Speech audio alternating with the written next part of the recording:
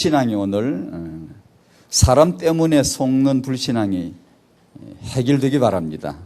우리 눈을 또 여시고 복음 안에서 우리가 누리는 것이 그리스도를 누리고 하나님의 나라를 누리고 성령의 권능을 누리는 것이 우리에게 복이구나. 오늘도 누리는 은혜가 있기를 바랍니다. 창세기 38장을 여시고요.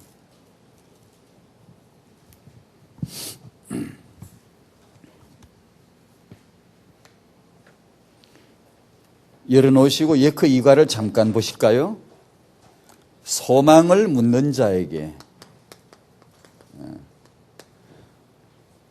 대답할 것을 준비해야 합니다. 이기는 제목에는 좀 잠깐 빠졌습니다만은 소망에 관한 이유를 묻는 자에게 그렇게 나와 있습니다. 대답할 것을 항시 준비해야 된다 그렇게 했습니다. 1. 아내와 남편에게 주신 말씀. 아내에게 주신 말씀 쭉 나오고 남편에게 주신 말씀 쭉 나옵니다. 타영아 부모님들에게는 참 소중한 말씀인데 나에게 각자 자기 부부에게 해당되는 게 분명히 있을 겁니다. 말씀 붙잡아야 되겠죠. 순종해야 되겠죠. 남편에게 순종해야 합니다. 정결한 행실로 자기를 단장하는 것이 여성미입니다. 영적인 언약적인 여성미죠. 믿음의 아내들은 그렇게 했습니다. 거룩한 부녀들이 그렇게 했습니다. 예를 들면서 아내 된 자들에게 주신 말씀 나와요. 남편에게 주신 말씀 지식을 따라 아내와 동거해야 됩니다. 무슨 지식이요? 그 뒤에 나오는 게 그 지식이에요. 아내는 연약한 그릇임을 아는 지식이요. 생명의 은혜를 함께 이어받을 사람으로 귀히 여겨야 된다는 것을 아는 지식이요. 남편들은 아내를 소중히 여김으로 기도가 막히지 않도록 해야 하는 그 지식이요. 그게 남자에게 필요하다는 거죠. 태영아 부모님들은 참 소중한 말씀이에요. 2번 성리와 선을 위한 고난을 믿음으로 누려야 합니다. 고난을 누린다는 것은 복음 안에서만 나오는 참 신비한 말입니다. 금방 이해하기가 어렵죠. 3번 소망을 묻는 자에게 대답할 것을 준비해야 합니다. 저는 이 3과를 메시지를 받으면서 전체를 제 나름대로 이렇게 정리했어요.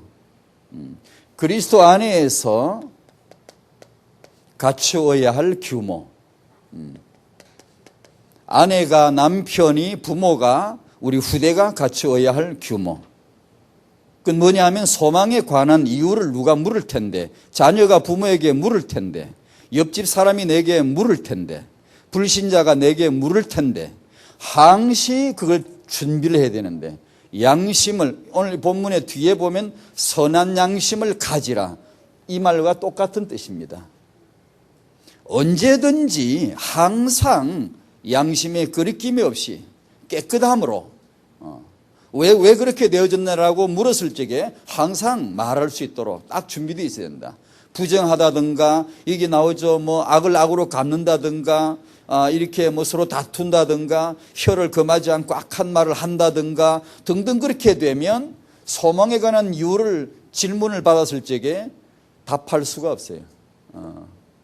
그런 말씀. 그러니까 규모입니다. 이것이. 그리스도 안에 있는 규모를 갖추어야 된다. 성경 전체의 메시지고요. 타영아 부모님들에게 이것을 저는 이걸 받으면서 후대들이 부모에게 물을 텐데 어떻게 할 거냐. 그런 생각을 해봤어요. 우리 부모님이 항상 준비되어 있지 않으면 내가 오늘 이렇게 말하고 행동하는 일에 대해서 뭐라고 말을 해줘야 되지? 이게 언약적으로 준비가 되어 있지 않으면 잘못된단 말이에요. 그런 생각을 해봤습니다. 창세기 38장을 여셨지요. 이게 독특한 장인데 좀 특이한 성경 말씀인데 서론 삼아 제가 좀 소개를 설명을 하고 읽도록 하죠. 지금까지 우리는 이 아브라함, 이삭, 야곱의 이 세 족장을 통한 하나님이 정말 하시고 싶으신 그분의 주권적인 계획을 지금 보고 있습니다. 야곱 얘기를 요 근래 했는데 야곱을 저기 하란으로 보낸 이유 거기 가서 12아들을 낳고 12아들을 낳는 그 시간표에 귀향을 시키는 겁니다. 돌아오는 것이죠. 야곱의 아버지 이삭은 이 손자 12명 손자가 자기 앞에 나타나는 것을 확인하고 죽습니다. 꽤 오래 살았습니다. 꽤 오래 살고 이 아이들을 다 확인하고 언약 전수 다 하고 그리고 죽습니다. 그리고 12아들 중에 11번째 아들 라헬이 낳은 아들 요셉이 애굽에 팔려갑니다. 주권적인 용어는 파송입니다. 언약적인 용어는 파송받은 겁니다. 왜냐? 다음에 식구 다 데리고 갈 테니까 먼저 가서 자리 잡고 초청장 보내려고 파송시킨 것이죠. 가서 우여곡절 여러 가지 스토리를 만들면서 이 노예가 애굽의 실세 총리가 됩니다. 이때 하나님의 주권적인 사건은 가나안 땅에 기근이 들게 하므로 요셉의 형들로 하여금 애굽에 양식 구하러 가게 만들고 요셉을 거기서 만납니다. 요셉의 정체성을 확인하고 요셉은 거기서 37장에 자기 아버지와 어머니 형들이 전부 자기에게 절하게 될 거라는 하나님이 보여주신 비전이 바로 이렇게 성취되어지는 것이구나 확인을 하고, 나를 보내신 이는 내가 팔려온 게 아니고 형들이 팔아먹은 게 아니고 하나님이 주권적으로 보내신 것이구나, 그 고백을 알게 되죠. 하게 되죠. 그렇게 돼서 이 요셉과 그리고 가나안 땅의 그 형제들이 한 가족임을 바로가 알게 되고 야곱과 그 아들네들을 초청을 합니다. 누가 하죠? 바로가 합니다. 바로가 요셉의 너 형들, 너 아버지를 애굽으로 모셔와라. 가장 좋은 땅을 줄 테니까 거기서 살 수 있도록 초청을 합니다. 요셉 때문이죠. 그래서 야곱의 70인 가족은 애굽으로 들어갑니다. 거기 가서 12지파가 되고 큰 민족이 되고 그리고 귀향을 합니다. 사건은 출애굽이죠.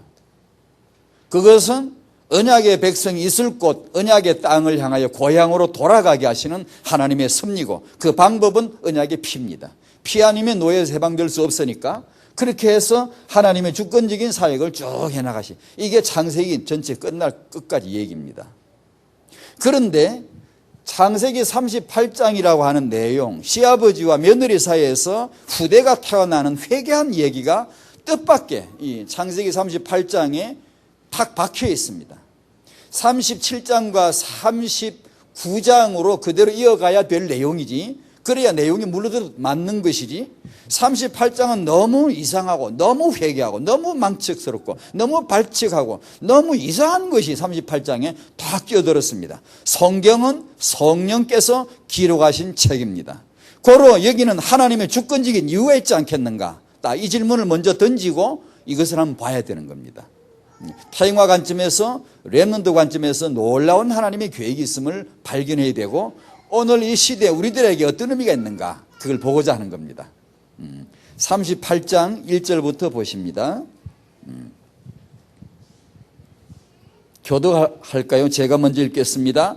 그 후에 유다가 자기 형제들로부터 떠나 내려가서 아둘람 사람 히라와 가까이 하니라.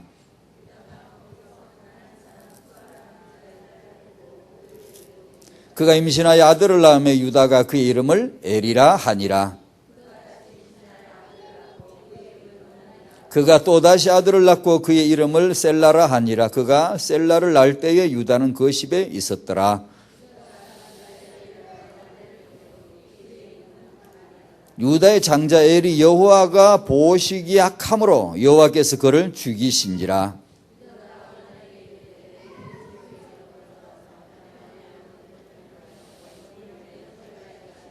오나니 그 씨가 자기 것이 되지 않을 줄 알므로 형수에게 들어갔을 때에 그의 형에게 씨를 주지 아니하려고 땅에 설정하며, 유다가 그의 며느리 다말에게 이르되 수절하고 내 아버지 집에 있어 내 아들 셀라가 장성하기를 기다리라 하니, 셀라도 그 형들같이 죽을까 염려함이라. 다말이 가서 그의 아버지 집에 있으니라.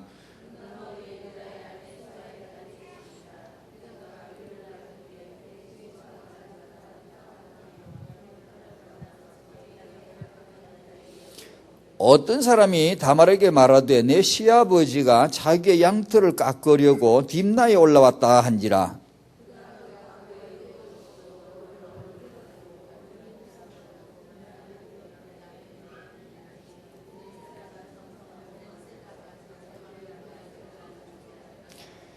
그가 얼굴을 가리었으므로 유다가 그를 보고 장녀로 여겨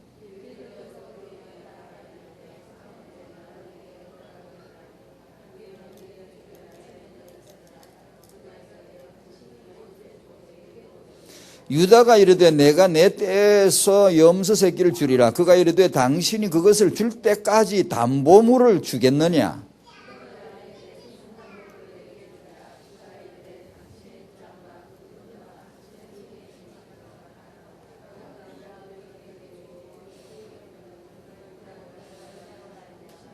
그가 일어나 떠나가서 그 너울을 벗고 과부의 의복을 도로 입으니라.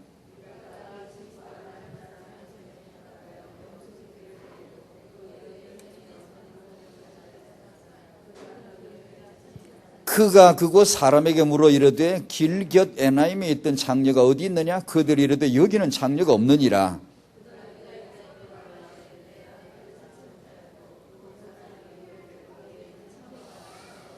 유다가 이르되 그로 그것을 가지게 두라. 우리가 부끄러움을 당할까 하노라. 내가 이 염소 새끼를 보냈으나 그대가 그를 찾지 못하였느니라.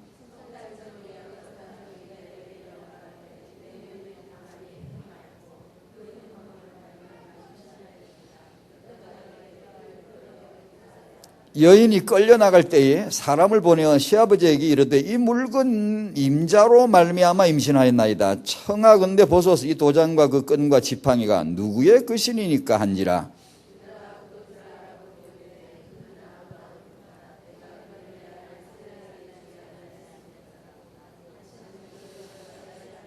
해산을 떼보니 쌍태라.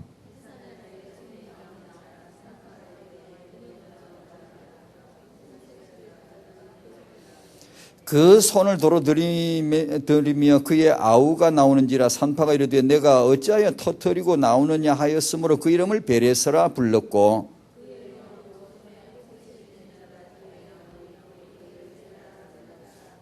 아멘.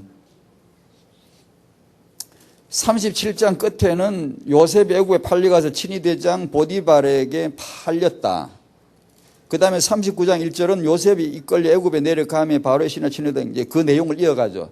37장 끝과 39장 1절이 이어지죠. 내용이 38장을 그때 삐꾸하게 뭘 잠깐 열었다가 탁 이렇게 닫아버린 것처럼 이게 뭐 조금 열어 잠깐 뭘 보이고 탁 이렇게 닫아버린 것처럼 이렇게 38장이 그런 내용이란 말이에요.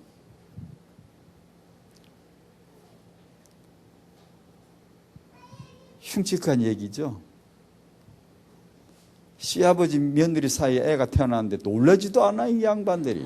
끄떡도 눈도 하나 컷도 안 하고 읽고는 가만히 다니는 듯이. 얼마나 희한하냐. 아주 너무 희한한. 예전에 당나라 당현종 양귀비 알죠. 양귀비. 양귀비가 원래 현종의 아들과 결혼했는데 그 시아버지가 현종이 마음에 들어가지고 자기 며느리와 결혼합니다. 그러니까 아주 그 지정신이 아니지 이 영감이. 그런 얘기했는데 이것도 그런 얘기인가? 하나의 그 스토리만 보면 비슷해요. 아주 희한하고 아주 참 그 점잖지 못하고 회개한 그런 일이 벌어진 거거든요. 이것을 오늘 제목을 그렇게 붙였습니다. 다락방에 후대가 있게 하라. 같이 해볼까요? 시작. 다락방에 후대가 있게 하라. 한 번 더요. 시작. 다락방에 후대가 있게 하라. 아멘. 38장의 이 말씀이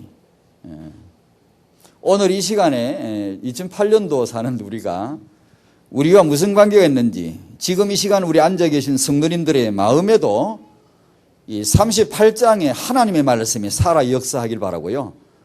이 하나님이 오늘도 이런 후대 보기를 원하신다는 것을 회개하지만 하나님은 칭찬하시고 인정하셨어요. 주권이 아니면 이해할 수 없는 거예요. 이건 전래동화가 아닙니다. 이것은 일반적인 윤리로서는 도무지 납득할 수 없는 도무지 이것은 이해할 수 없는 그런 일이에요. 오직 하나님의 눈으로만 봐야 되거든요. 그렇다면 이 시간도 이 시대에도 이건 필요합니다. 만약에 이 시대에도 이런 언약적 하늘 생명 건 어떤 여성이 나타나지 않으면 렘넌트 운동은 지속되기 어렵습니다. 첫 번째, 하나님의 후대 계획. 이 후대와 이 출산은 하나님의 애초에 아주 처음부터의 창조의 계획이고, 그리고 저와 여러분 죄인을 구속하기 위한, 구원하시기 위한 하나님의 계획에서 필수 과정입니다. 출산이라는 것이. 그리고 후대 출산은 이 시대의 다락방에서는 세계 복음화를 위한, 이 지속을 위한 렘넌트 계획입니다. 이것은 반드시 후대 출산이라고 하는 과정을 반드시 언약적으로 정복해 나가야 됩니다. 그것을 언약적으로 조명하지 않으면 안 되겠죠. 사단의 주사역이 이 사역임은 부정할 수가 없습니다. 분명하게 나오죠. 사단의 분명한 의도, 성경은 폭로합니다. 사단은 결혼과 임신과 출산과 후대에 대한 그 정복을 위한 시도를 분명히 했고 그 사역을 분명히 하고 있습니다. 창세기 3장, 4장, 6장, 11장 이 창세기 이 내용은 모든 역사의 시초인데 향후 모든 역사를 보여주는 하나의 대표 사건들인데 분명합니다. 지금도 이대로 역사한다는 겁니다. 대표 원리인데 이게요. 사단의 네피림 출산, 사단이 얼마나 적극적으로 이 사역을 하고 있는가를 이해해야 되고 렘넌트들의 회복이 우리의 올인해야 될 적극적인 우리의 언약적 사명이 되지 않으면 안 됩니다. 반드시 우리는 후대를 낳아야 돼. 씨가 있게 해야 되고 반드시 엘리트 렘넌트를 세우지 않으면 안 된다는 걸 영적인 이 전투를 기억하셔야 된단 말이에요.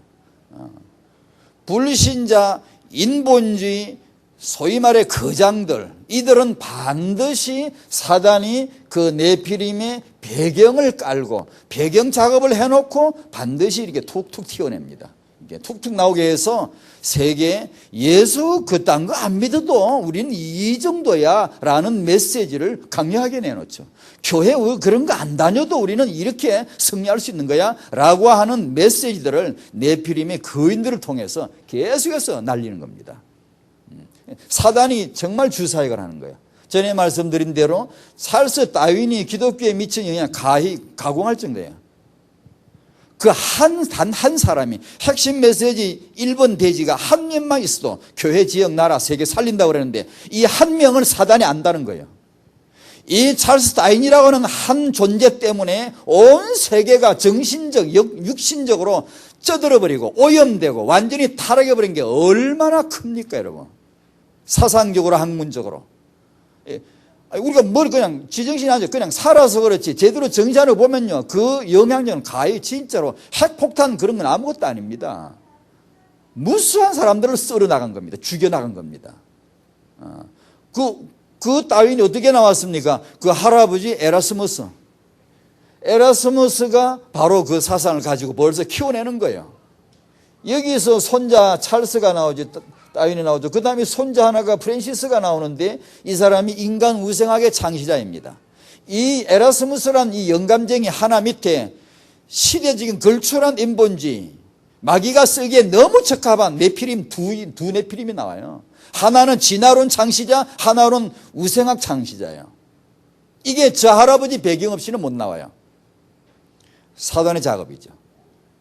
우리가 왜 가문을 이해해야 되고 언약의 가문을 왜 우리가 앞으로 RD를 통한 렘넌트 운동을 그리고 우리가 언약의 가문을 기억해야 되는가? 이유가 있습니다. 이게 여러 인물들 생각나는데 히틀러 같은 사람 그 아버지가 여자관계 복잡하죠. 히틀러 13살에 죽었대죠 아마. 히틀러 18살에 어머니 죽고요. 술 중독돼서 지정신 없는 그런 숙모 밑에 가서 자랐죠. 눈치 보면 머리는 영악하지만 정서나 정신이나 이런 게 완전히 오염돼 아주 잘못된 상태로 큰 인물이 히틀러입니다. 거기서 그런 그런 인본주의 인물이 나온단 말이에요. 해명이 너무 잘 알죠. 그 아버지 엽총으로 쏴서 자기 자살하죠. 그 아들도 엽총으로 자기 머리 쏴서 자살하죠. 그런 단지 네피림이 아니라 창세기 6장은 결혼이라고 하는 것을 사단은 분명히 장악하려고 의도했습니다. 시도했고 성공하고 있고 그걸 통해서 네피림을 계속해서 양산해내고 있다는 것입니다. 사단의 분명한 의도입니다. 이거 기억하셔야 돼요. 사단은 성도가 출산하는 거 싫습니다. 그런데 놀라운 것은 이 시대에 그리스도인들도 애 낳는 걸 굉장히 싫어합니다. 뭐 누구하고 통해 이게. 어디서 이 메시지를 받았는지 모르지만 문화죠. 현대 문화 흐름이고 시대에서 받은 메시지인데 그 속에 사단이 있다는 걸 기억하셔야 됩니다. 놀랍게 통합니다. 성도가 언약을 잡고 아기를 낳으려고 하면 이것은 사단의 근원지를 흔드는 겁니다. 중요합니다. 이건 기억하셔야 돼요. 3번 유다 가문입니다. 유다는 여러분이 아시듯이 야곱의 넷째 아들입니다. 야곱이 속아서 결혼한 레아, 사랑받지 못하는 여자였지만 하나님의 중요한 계획은 항상 그런 데서 터뜨려집니다. 참 신기하죠. 레아가 낳은 넷째 아들 유다가 하나님의 12아들의 핵심입니다. 사실은 핵심이에요. 별것 아닌 것처럼 딱 은둔시켜 놓는 것이죠. 나중에 시간 되면 딱 이렇게 터뜨리려고 이렇게. 이 넷째 아들 유다, 이 유다는 야곱이 죽으면서 축복한 내용이 바로 메시아입니다. 너 가문에 왕이 오실 것이다. 왕권적인 축복을 주죠. 그래서 오늘 유다 입에서 나온 이 말이 자기는 뭔 줄 그냥 일반 그 당시 계대 결혼 풍습이 있죠. 대를 이어가는 결혼 풍습에 쫓아서 한 말이지만 주권적인 눈으로 보면 하지 않으면 안 될 말. 이 가문에 씨가 있게 하라는 겁니다. 이 가문에 메시아 오실 이 가문에 씨가 있게 하라 그 말입니다. 8절에 그렇게 얘기하죠. 여러분이 잘 아시죠? 그때 당시 대를 이어가는 결혼 풍습. 오늘 본문에 그대로 나오네요. 그런데 씨가 있게 하라고 했는데 이것을 거역합니다. 유다의 큰아들 엘, 둘째 아들 오난이 이것을 저항합니다. 그래서 하나님은 엘과 오난을 죽이십니다. 렘넌트의 걸림돌이죠. 하나님이 너무나 분명한, 너무나 의지가 강한 확고한 하나님의 계획인데 그것을 저항하는 엘과 오난을 하나님은 죽이실 수밖에 없죠. 아까 읽었지요? 9절에 오난이 씨를 주지 아니하려고, 자기 형에게 형에게 씨를 주지 아니하려고 하나님이 죽이시죠. 여호와 보시기에 악함으로. 뭐가 악합니까? 애를 안 낳으려고 하니까 악한 거죠. 그런데다가 유다는 엘과 오난의 거역이고, 두 번째 문제가 유다의 언약 상실이에요.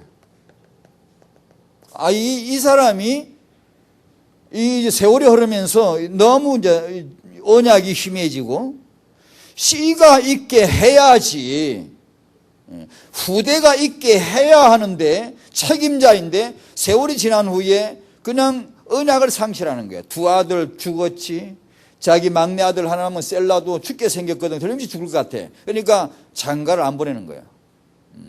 그리고 세월은 흘러가고 그러다가 유다의 아내가 죽습니다. 다말이 드디어 일어납니다. 자기 시어머니가 세상을 떠난 다음에 드디어 다말이 일어납니다. 계획을 세웁니다. 이거 있어가지고는 안 되겠다 이거죠. 유다 가문을 이 위기에서 회복하기 위해서 다말이 일어납니다. 렘넌트 발판이죠. 렘넌트 출산에 대한 의도를 가지고 나타납니다.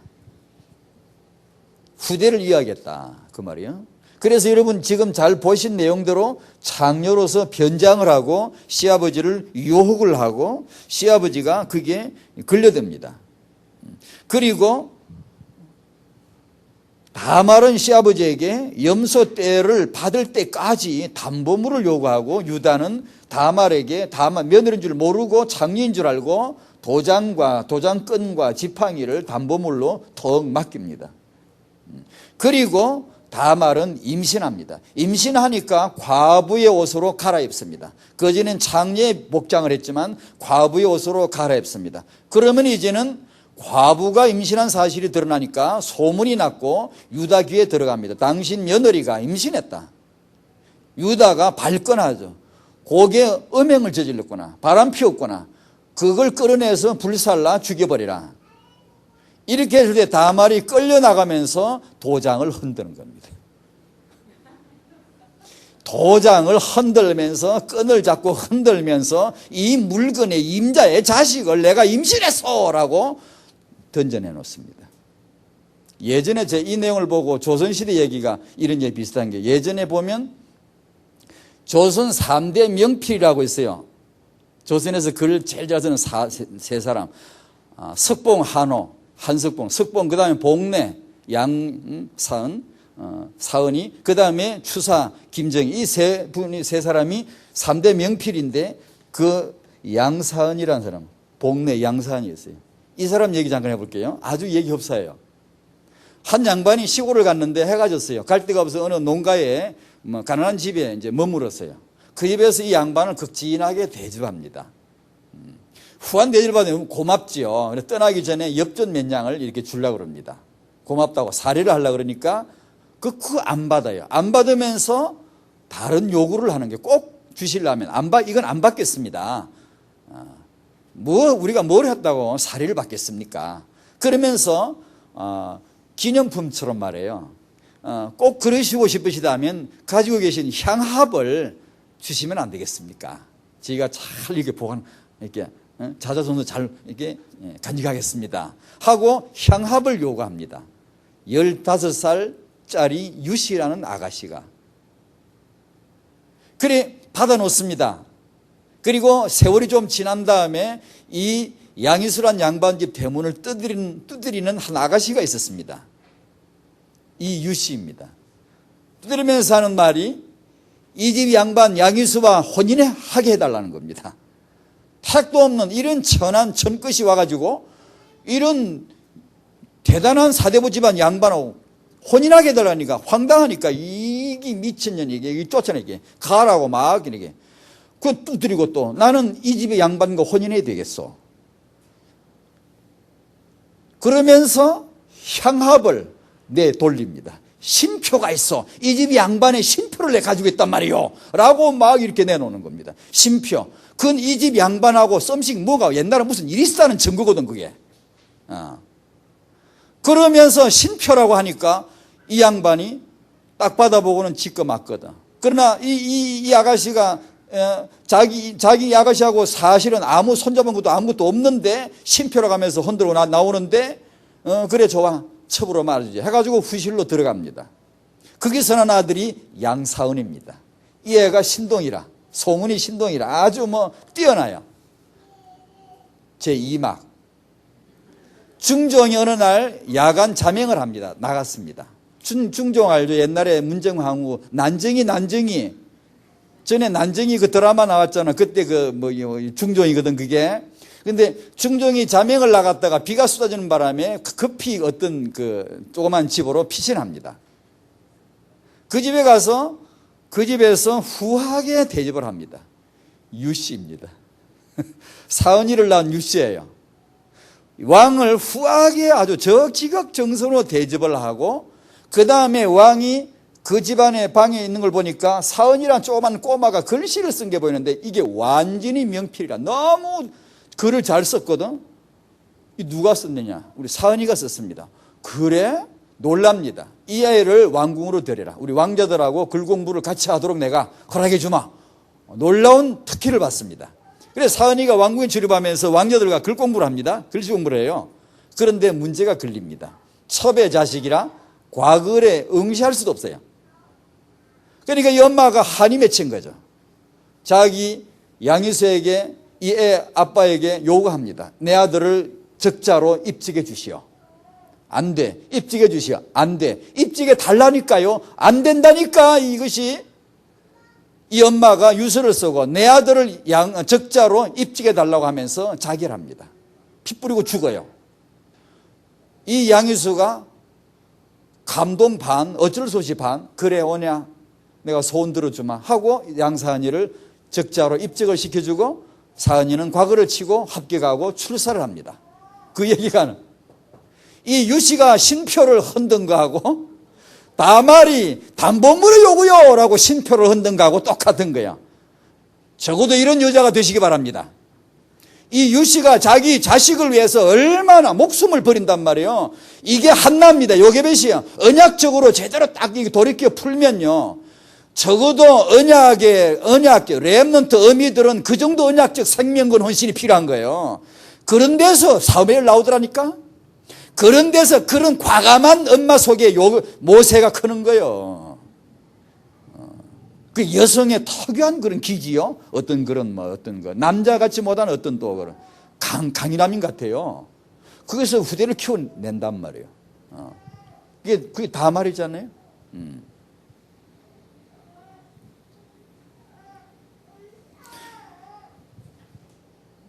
유다의 아내가 죽자 다말이 이런 짓을 하는데 이건 하나님의 주권의 눈이 아니고서는 정말 이해하기 어려운 일이에요. 성경은 이 여자를 전래동화식으로 보면 이 여자는 미친 여자예요. 해도 그래도 그렇지 지 시아버지 애를 낳을 계획을 세우다니 이게 돌아도 보통 돈 게 아니에요. 그런데 성경은 만인이 다 지탄한 여자지만 성경은 마태복음 1장 3절에 딱 올려놨습니다. 유다는 다말에게서 베레스를 낳았고 베레스는 다윗의 10대조 조상입니다. 자, 보십시오. 성경은 이 여자를 언약 가진 여자요, 생명건 여자요, 언약의 생명건 여자요. 다말은 옳았다. 그는 나보다 옳았도다. 다말은 옳았습니다. 옳았단 말이 다말이 행한 그 행실은 의로운 행실이요. 다말이 행한 그 짓은 의로운 행실이요. 정결한 행실이요. 깨끗한 행실이다. 왜? 주권적인 눈으로 볼 때만 그 말이 나오는 거예요. 놀랍죠? 이런 정도 우리 다락방의 어미들에게 이런 정도 언약이 들어가야 됩니다. 이런 정도.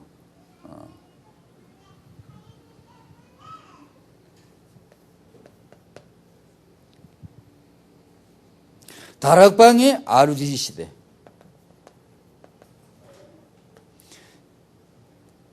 우리가 메시지를 늘 받습니다. 유 목사님 통해 받는 게 이 시대가 이런 거 말고 이 시대 교회가 이런 거. 세상이야 그 말할 것도 없고 교회가 이런 게 뭐냐 하면 복음을 잃어갔고 하나는 후대를 잃어갔습니다. 흡사 유다처럼 말해요. 지가 뭘 해야 될까 잃어버린 거예요. 다말이란 여자가 언약을 잡고 생명 걸지 않았으면 어떻게 될 뻔합니까? 이 집안이, 유다 집안이, 메시아 오실 집안이 어떻게 되겠습니까? 이 시대 교회가 복음이 뭔지를 모르고 교회는 정말입니다. 후대 키우기에 가장 적합한 교회로 만들어야 됩니다. 언약도 그렇고 교육도 그렇고 다. 아이 키우기에 제일 좋은 곳으로 유대인의 회당을 능가할 정도로 유대인의 학교를 능가할 정도로 렘넌트 키우기에 딱 좋은 곳으로 만들어야 됩니다. 이걸 찾아내지 않으면 안 돼요. 교회는요. 딴 데 가서 애 맡기고 학교 가서 애가 렘 될 거라고 맡기고 우리가 학교 공교육을 무시할 필요는 없지만 당연히 그쳐가겠지만 정말 그건 아니거든. 거기다 기대하면 안 되거든요. 그래서 미국은 이제 홈스쿨링이 나오고 교회에서 학교를 하는 게 우리는 아직 그런 환경이 안 됩니다만 앞으로 되겠지요. 되는데 어떻든 간에 이런 게 명문 대학들이 거의 다 교회에서 시작한 거 아니에요? 근데 복음을 잃어버리니까 문제지. 자, 이 시대 문제가 교회 문제가 복음을 잃었고 렘넌트를 잃었다. 이렇게 전제하고 다락방 여기 청년, 여기 부부, 여기 부모님, 여기 조부모님들의 우리가 누굽니까? 이 시대의 렘넌트 조상이란 말이에요. 복음 가진 렘넌트 조상이란 말이에요. 역사적으로 이유 있잖아요. 중요하지 않습니까? 저희들이 누굽니까? 다락방 성도는 복음을 가지고 가문의 저주를 해결할 자이다. 언약의 가문을 다말처럼 언약의 가문을 살릴 자이다. 유다 가문 저주받게 생겼어요. 엘 죽었지 오난 죽었지 이 집안이 지금 저주받게 생겼어요. 저주받은 거야 아예. 누가 살립니까? 다말 아니? 유다 집안에 들어온 다말, 유다 집안에 들어온 기생 라합, 유다 집안에 들어온 모압 과부 룻, 이 세 여자가 유다 집안을 살려내잖아요.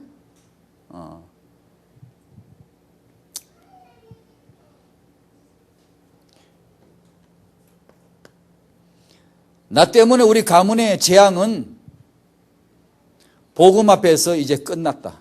완전히 해결될 줄 믿습니다. 너 때문에 가문의 재앙이 끝나게 하라는 거야. 너 때문에 가문에 참빛이 비추이게 하라는 거야. 나 때문에 가문의 역사하던 흑암 세력이 완전히 끝나버리게, 완전히 꺾여지도록 하라 이 말입니다. 가문의 저주를 해결해야 돼 우리는요. 렘넌트 조상이 새로 시작해야 돼 이제요. 그러려면 가문의 저주 끝내야죠. 어떻게 해요? 복음으로 할 수 있다 이 말입니다. 매일 매일 꺾어야 됩니다. 매일. 세 번째로 RDG 시대 렘넌트 출산 언약을 잡아야 됩니다. 이게 다 말입니다. 내가 애를 낳아야겠소. 내가 이 집안에 씨를 남겨야 되겠소. 그 말이에요. 내가 이 가문에 씨가 있게 해야 되겠소. 기독교 업사 유다처럼 후대 회복의 하나님의 계획을 생각도 못하는 거예요. 몽해가지고. 이 시대 다락방에 RDC 운동에 올인하고 렘넌트 살리자는 거예요. 씨가 있게 하라 이 말은 그 후대가 일어나게 하라는 거거든. 후대가 번성하고 일어나게 하라는 겁니다. RDC입니다 이게.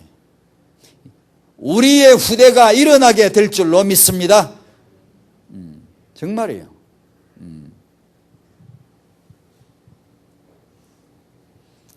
기독교가 유다처럼 후대가 뭔지, 이 가문에 후대가 있어야 된다. 멍하게 모르고 있을 때 하나님, 제가 렘넌트 후대 낳겠습니다. 이런 고백을 해야 된다고요. 제가 낳겠습니다. 아예 애 하나 놓고 이제 끝이다 한 사람은 아예 둘 놓을 계획을 지금부터 세우고요. 둘 있는 사람은 날까 말까 그리고 고민도 갈등도 필요 없이 세 번째를 미리 딱 준비하고요.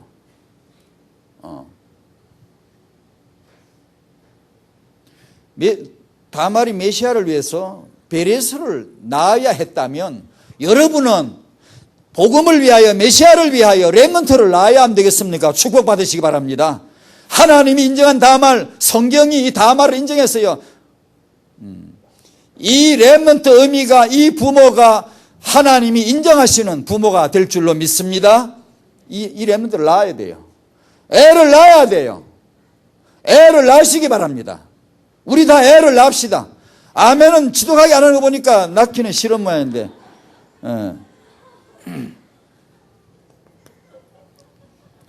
RDG 시대 타영아 축복 조건이 뭐냐? 자, 그러면 출산 언약을 잡고 후대 언약을 잡고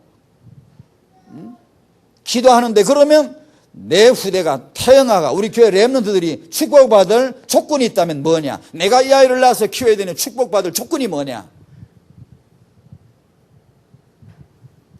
물어보면 여러 가지 말이 나오겠죠. 세상적으로 육아 환경이 어떻고 뭐 이렇게 여러 가지 나오겠죠. 오늘 하나 딱 잡으셔야 돼요. 아는 거지만 확실하게 하셔야 돼요. 확실하게. 오직 예수입니다.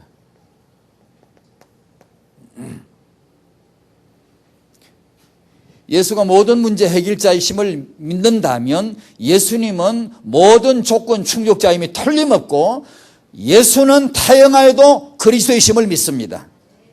오직 예수가 우리 타영하 축복 받을 수 있는 영원한 유일한 조건임을 믿으시기 바라고 이 언약 잡으셔야 돼요. 그것이 성경의 다말이지, 그것이 한나지, 다른 거 아니에요.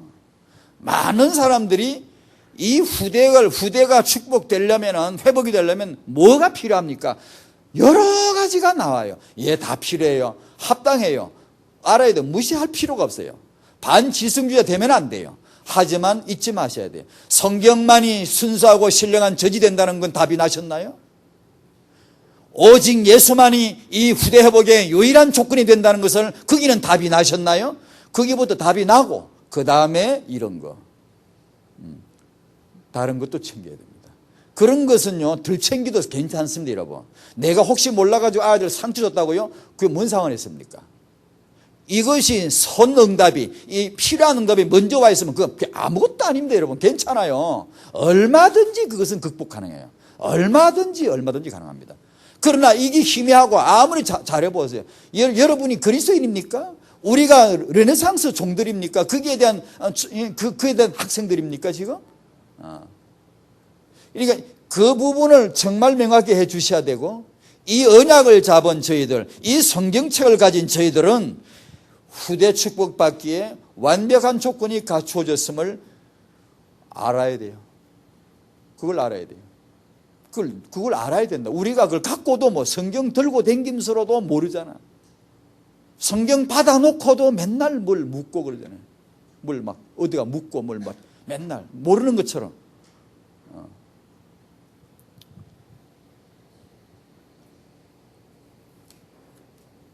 우리는 작은 자가 틀림없고 약한 자가 틀림없지만 아무 상관없습니다.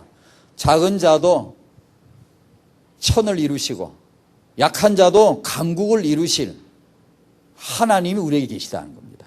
그분이 계시다는 거예요. 그분은 그러실 수 있거든요. 내가 작은 자, 내가 부모가 약하고 내가 할 부모 육아가 작습니까? 약합니까? 모자랍니까? 무슨 상을 했습니까?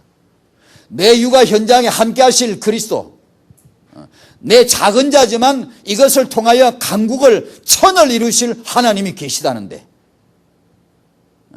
오늘 이 창세기 38장의 이 응답과 이 역사가 오늘 2008년도 오늘 이 시간에 여러분들에게 우리에게 임할 줄로 믿습니다. 그 언약을 오늘 딱 잡으셔야 돼요. 하나님은 틀림없이 그 하나님이 이 하나님입니다.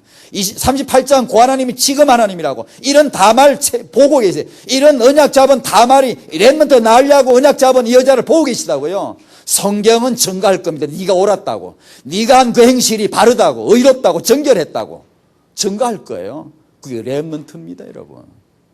언약 잡고 낳아야 됩니다. 이것을 하나님께 드려야 됩니다. 우리는 이 시대의 유다 가문과 같아요. 언약의 가문이란 말이에요. 여러분 가문의 후대가 일어나게 되시기를 축원합니다. 다락방에는 후대가 일어날 줄로 믿습니다. 지금 임신하신 분, 지금 출산해서 아이 키우시는 분 100배의 1000배의 축복이 있으시기를 바랍니다. 당연히 그분은 축복 받으셔야 돼요. 얼마나 귀합니까? 하나님 보시기에 얼마나 귀하냐고요. 그래서 맨날 끌어안고 렘넌트 축복하고 교회를 가르치고, 그리고 베드로전서 이런 나오는 사회적인 언약적인 규모, 그리스도 안에서 나온 규모를 가르치고, 참 그래요. 이런 38장을 전 사실 이런 메시지 할 생각이 없었어요. 그런데 타영화 관점으로 보다 보니까 안 할 수가 없어요. 여기도 낳는데 지금 뭐 임신하고 낳았다고 얘기하는데 지나갈 수가 없더라고요. 분명히 하나님 우리에게 주시는 메시지다. 전 믿었어요. 하나님이 여러분에게 이유 있는 언약으로 함께 하실 줄로 믿습니다. 기도하겠습니다. 하나님 감사드립니다. 창세기 38장의 그 하나님이 오늘 우리 하나님이요, 지금도 이유 있는 렘넌트 언약을 잡고 임신하고 출산하는 성도를 보고 계시고 함께 하실 줄로 믿습니다. 하나님, 우리가 가진 것 언약, 우리가 받은 비전 알게 하여 주시옵시고, 우리가 사람에게 문제에게 속거나 무지하거나 넘어지지 않도록, 사단에게 걸리지 않도록 도와주시고, 언약 잡고 그리스도 누리며 하나님 나라 누리며 성령의 권능 누리며 승리하게 하옵소서. 예수님의 이름으로 기도하옵나이다. 아멘.